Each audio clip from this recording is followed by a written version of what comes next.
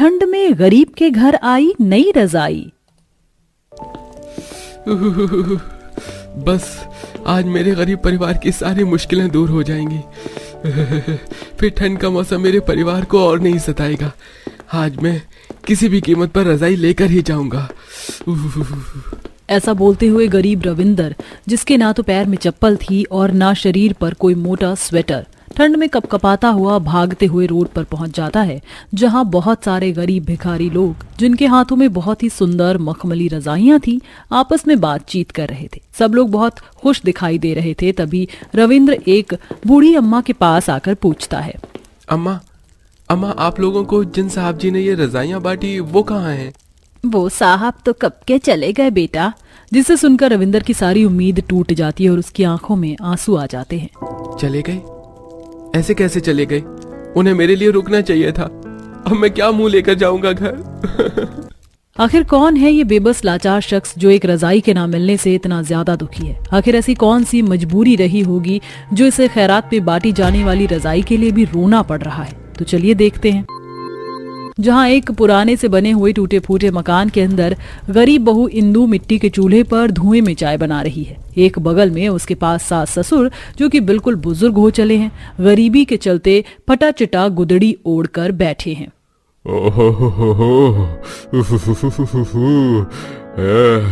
गंगा इस बार के ठंड ने तो शरीर का जाड़ उखाड़ कर रख दिया है। हाँ रविंद्र के बापू, अभी तो मार्गशीर्ष की ठंड में इतना बुरा हाल है, पता नहीं माघ पूस का महीना बिना रजाई के कैसे कटेगा। मगर हम गरीबों के लिए क्या गर्मी, क्या सर्दी, सारे मौसम कष्टों से भरे हुए ही गुजरते हैं। ये ठंड का मौसम तो केवल अमीरों की जिंदगानी में खुशियों की सौगात लाता है। अपने माता पिता की इस बात से रविंद्र को बहुत ज्यादा दुख लगता है। हे भगवान, आखिर कैसा लाचार बेटा हूँ मैं, जो अपने घर में एक रजाई तक खरीद कर नहीं ला सकता हूँ। माँ जी, बाबूजी चाय लीजिए। ला दे बहू, धन्यवाद। जा रविंदर को भी चाय दे आ। बेचारा मेरा बच्चा कब से आंगन में ठंड में लकड़ियां काटने में लगा पड़ा है। इंदु चाय लेकर बाहर आंगन में आती है और पूछती है, ये लीजिए चाय पी लीजिए। क्या बात है, बड़े परेशान लग रहे हैं, बताइए ना। तुमको सब पता तो है इंदु, घर के हालात अभी क्या है। दिन रात एक करने के बाद भी मैं अपने परिवार की खुश रखना तो दूर, अपने बुजुर्ग माता पिता, बाल बच्चे और बीवी के लिए एक रजाई तक भी नहीं ला पा रहा हूँ। तुम लोगों को सारी रात ठंड में जूझते हुए देखता हूँ तो मेरा दिल मुझको बहुत कोसता है। अभी चुप हो जाइए, रोने से कुछ हासिल नहीं होगा। भगवान पर भरोसा रखिए, एक दिन वो हमारे गरीबी के हालात जरूर बदल देगा। चाय पीकर रविंदर काम पर निकल जाता है। आजकल वह एक कोयले की भट्टी में कठोर कोयला तोड़ने का काम करता है, क्योंकि ठंड के मौसम में फिलहाल उसके पास कोई और काम नहीं है। बेचारा ठंड में ठिठुरते हुए खदान में पहुंचता है। तभी वहां का मालिक उसे गाली गलौज करने लगता है। आइए आइए मालिक साहब जी, आप ही का तो इंतजार हो रहा था। धन्य भाग्य हमारे जो आपके कदम पधारे। हाँ, क्यों बे हराम के, इतनी लेट से क्यों आया है? ये क्या तेरे बाप का घर लग रहा है जो लाट साहब की तरह आ रहा है? क्या करूं मालिक, सड़कों पर इतना ज्यादा कोहरा छाया हुआ था, रास्ता भी दिखाई नहीं दे रहा था, इसलिए थोड़ी देर हो गई। अब ज्यादा भाषण मत दे, चौधरी चाचा की तरह। चल काम कर, काम पर लग जा। बेचारा रविंद्र कांपते हुए कोयला तोड़ने लगता है। जहां सब लोगों ने स्वेटर पहना हुआ है, वह एक फटी कमीज पहने हुए था।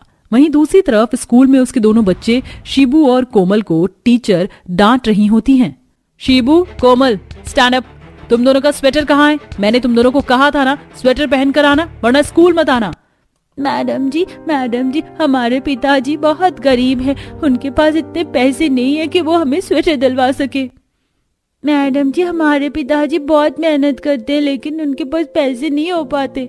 तुम लोगों का ये बहाना नहीं चलेगा। पता नहीं ऐसे गरीब लोग बच्चे क्यों पैदा करते हैं जब उनकी परवरिश अच्छे से नहीं कर सकते। तो कल अपने पेरेंट्स को बुलाकर लेकर आना। Now get out from this class. अभी के अभी दोनों ग्राउंड में जाकर मुर्गा बन जाओ, और जब तक छुट्टी नहीं होगी वहीं खड़े रहोगे। लेकिन मैडम जी बाहर तो कितनी ज्यादा बर्फ गिर रही है, इस कमरे के अंदर तो हीटर चल रहा है, मैं यहीं रहने दीजिए ना मैडम जी। घमंडी अध्यापिका दोनों बच्चों पर जरा सा भी तरस नहीं खाती और उन्हें कड़ाके की ठंड में ग्राउंड में खड़ा कर देती है, जिससे दोनों को सर्दी जकड़ लेती है और उल्टी बुखार लग जाता है। शिबू मेरा बच्चा, क्या हो गया है तुझे? देखिए ना माँ जी, शिबू जब से स्कूल से आया उल्टी किए जा रहा है। बेचारा बच्चा इतनी ठंड के मौसम में बिना स्वेटर के स्कूल जाता है। ऊपर से सारी रात इस गुदड़ी को ओढ़कर ठंडी थोड़ी ना जाती है। सर्दी लग गई है इसे, थोड़ा लहसुन वाला सरसों का तेल लगा दे, राहत आ जाएगी। ऐसे ही बेचारी गरीब परिवार वाले भीषण ठंड की मार सह रहे थे। एक गुदड़ी में बेचारे परिवार की ठंड में रात मुश्किलों भरी गुजरती है। देखते देखते अब जनवरी की सबसे भयंकर कड़ाके की ठंड पड़ने लगती है, जिससे शंकर को गठिया का दर्द उठता है। हालात ऐसे बन जाते हैं कि अस्पताल में भर्ती करवाना पड़ता है। पता नहीं सारे दुख मुसीबत ईश्वर हम जैसे गरीब परिवारों के भाग्य में ही क्यों लिख देता है।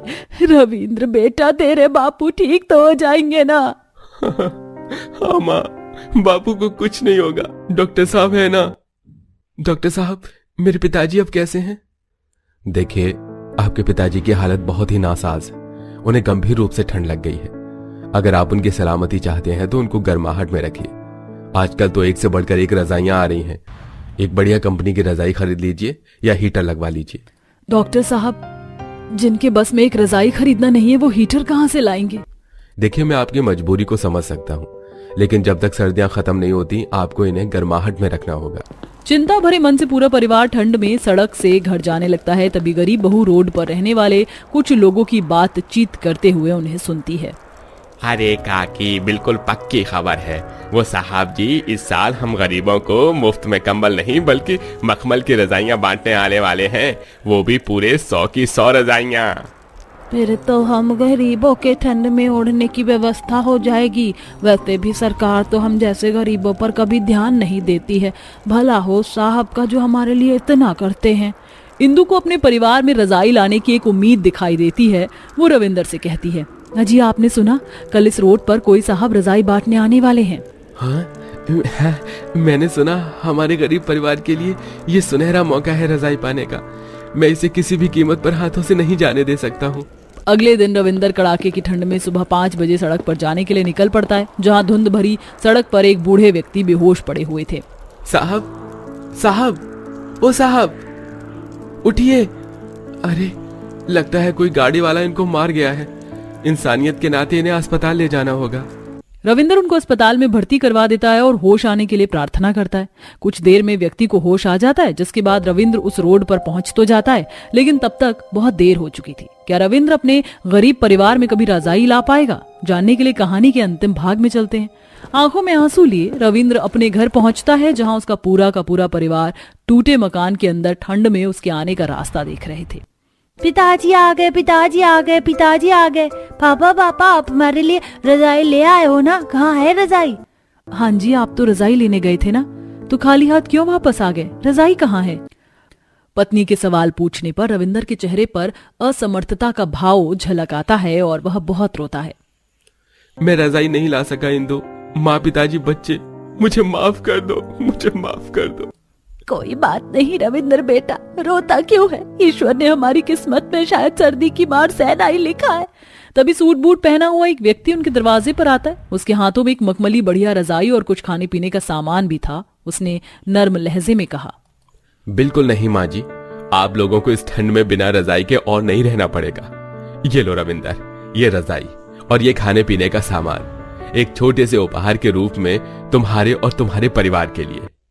साहब जी, मैं तो आपको जानता भी नहीं। हाँ, अनजाने में ही तुमने मुझ पर बहुत बड़ा उपकार किया है। तुमने जिनकी जान बचाई थी वो मेरे पिताजी थे। मैं तुम्हारा एहसानमंद हूँ। पूरे परिवार ने संतुष्टि भरे दिल से एकटक उस गर्म रजाई को देखा और इंदु ने उस रजाई को हाथ में लेते हुए कहा, बहुत बहुत धन्यवाद साहब जी, हम सब जने आपका शुक्रगुजार हैं। इस रजाई की कीमत हम जैसे गरीब परिवारों में किसी सोने चांदी की चीज जितनी महंगी होती है। धन्यवाद। इस तरह से आखिरकार एक बड़े संघर्ष के बाद गरीब परिवार में रजाई आ जाती है और पूरा परिवार सुख चैन से ठंड के मौसम में सो पाता है। लेकिन एक कड़वी सच्चाई ये भी है कि ये सर्दी का मौसम हर किसी के लिए एक समान नहीं होता। अरे क्या बात है चिंटू, प्रीति, तुम दोनों ने रजाई क्यों फेंक रखी है? चलो रजाई ओढ़ लो वरना ठंड लग जाएगी। मुझको नहीं ओढ़ना ये बोरी वाला रजाई, ये मुझको बहुत ज्यादा चुभता है माँ। मुझको वो महंगी वाली रजाई ला कर दे दो। आखिर कौन है बोरी की रजाई ओढ़ने वाला ये गरीब परिवार जिनके लिए कंबल या रजाई खरीद पाना भी बस की नहीं है। चलिए देखते हैं। जहां एक कच्ची और कमजोर से मिट्टी के घर के अंदर गरीब किशोरी लाल का परिवार बैठा हुआ है। एक तरफ कोने में गरीब बहू रेखा चूल्हे के धुएं में रोटी बना रही है। बाहर चल रही पछुआ हवा घर के टूटे जर्रों से अंदर आ रही है। ओह ये राम जी, ये ठंडी हवा तो हड्डियों में चुभ रही है। एक ही रात के अंदर कितनी ज्यादा सर्दी बढ़ गई है। रेखा बहू देख, सर्दियां शुरू हो गई हैं। रेखा बहू देख, सर्दियां शुरू हो गई हैं। रात को सोने में बहुत ठंड लग रही थी, तो तू आज रजाई निकाल दियो। ठीक है माँ जी, मैं रजाई निकाल दूंगी। रेखा जैसे ही बोरी में से रजाई निकालती है तो देखती है कि चूहों ने रजाई को बुरी तरह से कुतर दिया। हे भगवान, इन चूहों ने भी दुखी कर रखा है। इस सर्दी के मौसम में ये पुरानी रजाई तो हमारा इकलौता सहारा था, इसे भी काट दिया। अब हम क्या ओढ़कर सोएंगे। अरे बहू, तू क्यों इतना परेशान हो रही है? ला दे मुझे, मैं अभी इसे पैबंद लगा के ठीक कर देती हूँ, ओढ़ने लायक हो जाएगी। माँ, तुम कितनी बार इस रजाई को सिलोगी? ये रजाई की रुई भी निकल रही है और पूरी तरह से उधड़ गई है। अब हमको नई रजाई लेनी ही चाहिए। निशा बेटी, तू तो अच्छी तरह से जानती है कि अभी घर के हालात कितने मुश्किलों भरे हैं। उसमें तेरा भाई अकेले कमाने वाला है, वो बेचारा अकेले क्या क्या करेगा। हम सबको 2 वक्त की रोटी खिलाएगा या रजाई खरीद कर लाएगा। गरीब हालात एक परिवार के लिए किसी अभिशाप से कम नहीं होते, क्योंकि पैसों की तंगी की वजह से एक परिवार में कभी सुख सहूलियत नहीं आ पाती है। ऐसी ही दशा इस परिवार के अंदर भी मौजूद है। इसमें बेचारा चंद्र ज्यादा पढ़ा लिखा नहीं है, उसके ऊपर पूरे परिवार का पेट भरने का जिम्मा है। साथ में 2 जवान बहनों की शादी करवाने की जिम्मेदारी, बच्चों के भविष्य की चिंता। इन्हीं उलझनों में फंसा वो कड़कड़ाती ठंड में टाइल के गोदाम में काम कर रहा है। इसके बदले उसे मुश्किल से दिन भर के 100-200 मिलते हैं। इतनी ठंड के मौसम में मखमली नरम गरम रजाई ओढ़कर बैठने के भी अलग ही नजारे हैं। वैसे रेट तो महंगा ही लिया था दुकानदार ने, लेकिन चीज एकदम बढ़िया क्वालिटी की दी। गोदाम में कांपते हुए चंदर सेठ की महंगी रजाई को देख रहा था। तभी मालिक हुक्म जताता है। अरे ओ भूतनी के, घूर घूर कर मेरी महंगी रजाई को क्या देख रहा है? इतनी महंगी रजाई तो तूने कभी ख्वाबों में भी नहीं देखी होगी। गरीब जो ठहरा, चल जल्दी जल्दी टाइल रख, एक भी टाइल टूटनी नहीं चाहिए। मालिक से गालियां खाकर बेचारा चंद्र अपनी गरीब किस्मत को कोसते हुए काम करने लगता है। हे भगवान, तेरी भी लीला निराली है। बिना गाली खिलवाई तू हम जैसे गरीबों को रोटी नहीं दे सकता है। कहाँ तो गरीबों का परिवार झोपड़ियों में ठंड में जूझता है और अमीर अपनी ठाठ में रहता है। किसी भी तरह इस साल के अंदर मुझे रजाई खरीदनी है। काम खत्म करके चंदर ठंड से ठिठुरते हुए घर जाने लगता है, जहां वो रजाई का एक बहुत बड़ा शोरूम देखकर रुक जाता है। शोरूम के अंदर बहुत ही रईस जादे लोग रजाई खरीद रहे थे। तभी चंदर भी एक रजाई छूकर देखने लगता है। कितनी बढ़िया मखमली रजाई है, इसके अंदर तो मेरा पूरा परिवार आराम से आ जाएगा। सुनिए जरा भाई साहब, ये रजाई कितने की है? शोरूम का मालिक चंदर को सर से पैर तक घूरते हुए मजाक उड़ाकर बोला। अरे ओ भाई, चलो चलो बाहर निकलो, ये रजाई खरीदना तुम्हारी औकात से बाहर है। ऐसा क्यों बोलते हो भाई, रेट तो बताओ। पूरे 1 लाख रुपए की रजाई है, जापान और स्पेन में बनती है ऐसी रजाई। 1 लाख रुपए? मेरे पास तो इतने पैसे नहीं है। क्यों, सारी हवा निकल गई? अब जा यहाँ से, तुम जैसे गरीबों के लिए रजाइयां फुटपाथ पर मिलेंगी, समझे? चंदर अपमानित होकर वहां से घर आ जाता है। हर दिन के साथ ठंड भी बढ़ती चली जाती है। जहां अमीर लोग अपने आलीशान महंगे मकान में महंगी मखमली रजाई में चैन सुकून की नींद सो रहे होते हैं, वहीं गरीब परिवार एक पतली दुबली फटी रजाई के अंदर अभी जाग रहे थे। हे भगवान, ऐसा लग रहा है कि हम खुली छत के नीचे सो रहे हैं और हमारे शरीर पर कुछ है भी नहीं। ये रजाई तो बिल्कुल भी ठंड कम करने का नाम ही नहीं ले रही है। अरे गर्माहट तो मिल ही नहीं रही। ओह, अरे कहाँ से गर्माहट आएगी? बहू के दहेज की रजाई है। ये बहू की शादी को 10 साल हो गए हैं। हर साल एक ही रजाई ओढ़ेंगे, रजाई तो पतली होगी ही ना। जहां एक तरफ गरीब परिवार रजाई में परेशान था, तभी प्रीति और चिंटू रजाई की लड़ाई शुरू कर देती हैं। ओए चिंटू के बच्चे, छोड़ रजाई, मुझको भी रजाई दे, मुझको ठंड लग रही है। मुझको भी तो ठंड लग रही है, लड़ाई मत करो मुझसे। तभी खींचातानी में रजाई बीचों बीच से फट जाती है। बेचारा पूरा का पूरा परिवार असहाय महसूस करते हुए एक दूसरे की शक्ल देखने लगते हैं। सबकी आंखों में आंसू थे। हे भगवान, इसी को कहते हैं कंगाली में आटा गीला। अब बिना रजाई के कैसे ठंड कटेगी? अरे इतनी बर्फीली हवा चल रही है कि शरीर का खून ही जमा दे। अरे रे। माँ जी चिंता मत कीजिए, मैं कुछ जुगाड़ लगाती हूँ।